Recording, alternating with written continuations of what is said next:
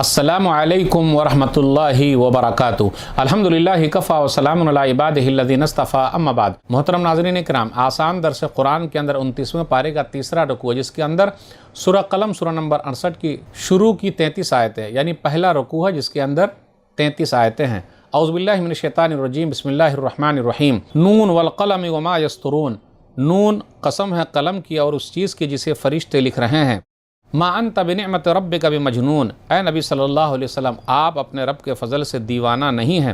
وَإِنَّ لَكَ لَأَجْرًا غَيْرَ مَمْنُونَ، اور بے شک آپ صلی اللہ علیہ وسلم کے لیے کبھی نہ ختم ہونے والا اجر یعنی بدلہ ہے۔ وَإِنَّكَ لَعَلَىٰ خُلُقٍ عَظِيمٍ، اور بے شک آپ صلی اللہ علیہ وسلم بڑے اخلاق والے ہیں، آپ صلی اللہ علیہ وسلم کے اخلاق بڑے بلند ہیں۔ فَسَتُبْصِرُ وَيُبْصِرُونَ، آپ صلی اللہ علیہ وسلم بھی جلد ہی دیکھ لیں گے اور وہ انکار کرنے والے بھی دیکھ لیں گے۔ بِأَيِّكُمُ الْمَفْتُونُ، کہ اے انکار کرنے والے تم میں سے کون دیوانہ ہے۔ ان ربک هو عالم بمن ضل عن سبیلہ وهو عالم بالمہتدین، بے شک آپ صلی اللہ علیہ وسلم کا رب ان کو اچھی طرح جانتا ہے جو اس کے راستے اسلام سے بھٹک گیا ہے، اور ان کو بھی خوب اچھی طرح جانتا ہے جو سیدھے راستے پر ہیں۔ فلا تطع المکذبین، آپ صلی اللہ علیہ وسلم چھٹلانے والوں کی بات نہ مانیں۔ ودوا لو تدہن فیدہنون، وہ انکار کرنے والے چاہتے ہیں کہ آپ صلی اللہ علیہ وسلم کچھ نرمی کریں تو وہ بھی نرمی کریں، آپ ڈھیلے پڑ جائیں تو وہ بھی ڈھیلے پڑ جائیں۔ ولا تطع کل حلاف مہین، اور آپ صلی اللہ علیہ وسلم ہر قسمیں کھانے والے ذلیل انسان کی بات نہ مانیں۔ ہماز مشاء بنمیم، جو ذلیل انسان عیب نکالنے والا چغلی کرنے والا ہے۔ مناع للخیر معتد اثیم، ہمیشہ بھلائی سے روکنے والا حد سے بڑھنے والا گنہگار ہے۔ عتل بعد ذلک زنیم، سخت مزاج بڑا اجڑ، اس کے علاوہ حرام زادہ بے نسب والا بھی ہے۔ ان کان ذا مال و بنین، صرف اس وجہ سے کہ وہ مال اور اولاد والا ہے۔ اذا تتلی علیہ آیاتنا قال اساطیر الاولین، جب اس کے سامنے ہماری آیتیں پڑھی جاتی ہے تو وہ کہتا ہے یہ تو پچھلے لوگوں کی کہانیاں ہیں، قصے ہیں۔ سنسمہ علی الخرطوم، جلد ہی ہم اس کی سونڈ یعنی ناک کو داغیں گے۔ انا بلوناہم کما بلونا اصحاب الجنہ اذا اقسموا لیصرمنها مصبحین، ہم نے مکہ والوں کو ایسے ہی آزمایا جیسے باغ والوں کو آزمایا تھا جب انہوں نے یعنی باغ والوں نے قسم کھائی تھی کہ وہ صبح صبح ہی اس باغ کا پھل توڑ لیں گے۔ ولا یستثنون، اور باغ والوں نے انشاءاللہ اگر اللہ نے چاہا نہیں کہا، یا دوسرا ترجمہ یہ ہوگا پھل توڑ لیں گے مگر کوئی حصہ غریبوں کے لیے استثناء نہیں کریں گے، یعنی نہیں چھوڑیں گے۔ فطاف علیہا طائف من ربک وہم نائمون، وہ باغ والے ابھی سو ہی رہے تھے کہ آپ صلی اللہ علیہ وسلم کے رب کی طرف سے راتوں رات باغ پر ایک آفت آ گئی۔ فاصبحت کالصریم، وہ باغ صبح کے وقت کٹی ہوئی کھیتی کی طرح ہو گیا۔ فتنادوا مصبحین، باغ والے صبح ہوتے ہی ایک دوسرے کو پکارنے لگے۔ ان اغدوا علی حرثکم ان کنتم صارمین، کہ اگر تم لوگوں کو پھل توڑنا ہے تو صبح صبح ہی اپنے کھیت کی طرف نکل چلو۔ فانطلقوا وهم یتخافتون، آپس میں چپکے چپکے کہتے ہوئے چل نکلے۔ اللہ یدخلنہ اليوم علیکم مسکین، کہ آج اس باغ میں کوئی مسکین تمہارے پاس ہرگز نہیں آئے گا۔ وغدوا علی حرد قادرین، اور وہ یہ سوچ کر گھر سے تیزی سے روانہ ہوئے کہ وہ پھل توڑنے کی پوری طاقت رکھتے ہیں۔ فلما رأوها قالوا انا لضالون، پھر جب ان لوگوں نے باغ کو دیکھا تو کہنے لگے بے شک ہم راستہ بھول گئے ہیں۔ بل نحن محرومون، پھر غور سے دیکھا تو کہنے لگے بلکہ ہم تو محروم کر دیے گئے ہیں، ہمارے نصیب ہی پھوٹ گئے، ہم سب لٹ گئے ہیں۔ قال اوسطهم الم اقل لكم لولا تسبحون، ان میں سے بیچ والے یعنی سب سے اچھے علم و عقل والے نے کہا ہم نے تمہیں کہا تھا تم تسبیح یعنی اللہ کا ذکر کیوں نہیں کرتے۔ قالوا سبحان ربنا انا كنا ظالمین، وہ کہنے لگے پاک ہے ہمارا رب، بے شک ہم ہی ظالم تھے۔ فاقبل بعضهم على بعض يتلاومون، پھر وہ ایک دوسرے کی طرف دیکھ کر آپس میں ملامت کرنے لگے، یعنی ایک دوسرے کو برا بھلا کہنے لگے۔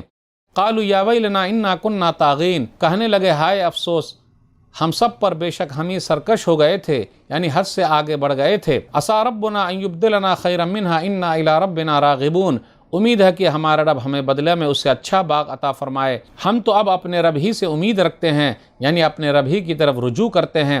كذلك العذاب ولعذاب الآخرة اکبر لو كانوا يعلمون، اللہ کا عذاب ایسا ہی ہوتا ہے اور آخرت کا عذاب تو سب سے بڑا ہے، کاش کہ لوگ اس بات کو جان لیتے۔ ناظرین اکرام، آسان درس قرآن کے اندر 29ویں پارے کا تیسرا رکوع ہے جس کے اندر سورہ قلم سورہ نمبر 68 کی شروع کی 33 آیتیں ہیں، یعنی پہلا رکوع جو سورہ قلم کا ہے اس کے اندر 33 آیتیں ہیں۔ سورہ قلم 68، ترتیب میں یہ نمبر 2 پہ ہے، قلم اس کا ذکر آیت نمبر 1 میں ہے۔ اس سورہ کو سورہ نون بھی کہتے ہیں۔ سورہ قلم مکی سورہ ہے، ہجرت سے پہلے مکہ اور اس کے آس پاس اترنے والی سورت مکی ہے۔ قلم کی اہمیت، قلم جس کے ذریعے لکھا جاتا ہے اس کی بڑی اہمیت ہے، اس لیے قلم کا استعمال صحیح کریں، غلط استعمال نہ کریں۔ سب سے پہلے اللہ نے قلم کو پیدا کیا ہے۔ سورہ نبی داؤد کتاب السنہ حدیث نمبر 4700، ان اول ما خلق اللہ القلم فقال له اکتب قال ربی وماذا اکتب قال اکتب مقادیر کل شیء حتی تقوم الساعہ۔ نبی صلی اللہ علیہ وسلم نے فرمایا، عبادہ بن صامت رضی اللہ تعالیٰ عنہ اس حدیث کے راوی ہیں کہ اللہ تعالیٰ نے سب سے پہلی چیز جو پیدا کی ہے وہ قلم ہے، اور قلم سے کہا لکھو۔ قلم نے کہا میرے رب میں کیا لکھوں؟ اللہ نے کہا قیامت تک آنے والی ساری چیزیں لکھ دو، یعنی تقدیر لکھ دو۔ سورہ قلم کا خلاصہ، سورہ قلم کے پہلے رکوع کے شروع میں اللہ نے قلم کی قسم کھائی ہے کہ نبی صلی اللہ علیہ وسلم بلند اخلاق کے مالک ہیں۔ نبی صلی اللہ علیہ وسلم کو نصیحت کی جا رہی ہے کہ جھٹلانے والے کی بات نہ مانیں، ان کی چاپلوسی میں نہ آئیں، قسم کھانے والوں کی بات نہ مانیں۔ باغ والوں کا واقعہ کہ اللہ نے آزما لیا، کھیتی کٹی ہوئی ملی تو ان لوگوں نے توبہ کی۔ دنیا میں یہ عذاب ہے اور آخرت کا عذاب سب سے بڑا ہے۔ دوسرے رکوع میں ہے کہ نیک لوگ جنت میں ہوں گے، کیا مجرم و مسلم برابر ہیں؟ جی نہیں۔ اس کے بعد قیامت کا ذکر ہے، ہم انکار کرنے والوں کو چھوڑ دے رہے ہیں۔ نبی صلی اللہ علیہ وسلم سے کہا جا رہا ہے آپ صبر کریں، مچھلی والے یونس علیہ السلام کی طرح نہ ہو جائیں۔ اخیر میں ہے کہ یہ کافر لوگ آپ کو گھور گھور کر دیکھ رہے ہیں، اور قرآن نصیحت ہے۔ نون جو ہے یہ حروف مقطعات میں سے، اس کا صحیح معنی اور مفہوم اللہ ہی کو معلوم ہے۔ نبی صلی اللہ علیہ وسلم کے بارے میں ہے، ما انت بنعمت ربک بمجنون، آپ اپنے رب کے فضل سے پاگل نہیں ہے، دیوانہ نہیں ہے، جیسا کہ کافر لوگ کہا کرتے تھے۔ سورہ ہجر سورہ نمبر 15 آیت نمبر 6، یا ایھا الذی نزل علیہ الذکر انک لمجنون، اے وہ آدمی جس کے اوپر ذکر یعنی قرآن اتارا گیا، بے شک تم مجنون ہو، پاگل ہو، دیوانہ ہو۔ تو اللہ نے کہا کہ نہیں، آپ اپنے رب کی نعمت سے، فضل سے مجنون نہیں ہے، پاگل نہیں ہے، دیوانہ نہیں ہے۔ نبی صلی اللہ علیہ وسلم کے اخلاق کے بارے میں وَإِنَّكَ لَعَلَىٰ خُلُقٍ عَظِيمٍ، بے شک آپ صلی اللہ علیہ وسلم بڑے عمدہ اخلاق پر ہیں، آپ کا اخلاق سب سے اچھا ہے، پورا قرآن ہی آپ کا اخلاق ہے۔ صحیح مسلم کتاب المساجد حدیث نمبر 746، ام المومنین عائشہ رضی اللہ تعالیٰ عنہ نے کہا فَإِنَّ خُلُقَ نبی اللہ صلی اللہ علیہ وسلم كَانَ الْقُرْآنَ، کہ نبی صلی اللہ علیہ وسلم کا اخلاق قرآن ہے۔ قرآن کو پڑھ لو اور نبی صلی اللہ علیہ وسلم کے اخلاق کو سمجھ لو۔ آگے ہے فَسَتُبْصِرُ وَيُبْصِرُونَ، آپ دیکھ لیں گے اور یہ بھی دیکھ لیں گے، حق واضح ہو جائے گا، سارے پردے اٹھ جائیں گے اور یہ قیامت کا دن ہوگا۔ وَدُّوا لَوْ تُدْهِنُ فَيُدْهِنُونَ، کافروں نے نبی صلی اللہ علیہ وسلم سے سمجھوتا کی کوشش کی، حق اور باطل میں سمجھوتا کی کوشش کی۔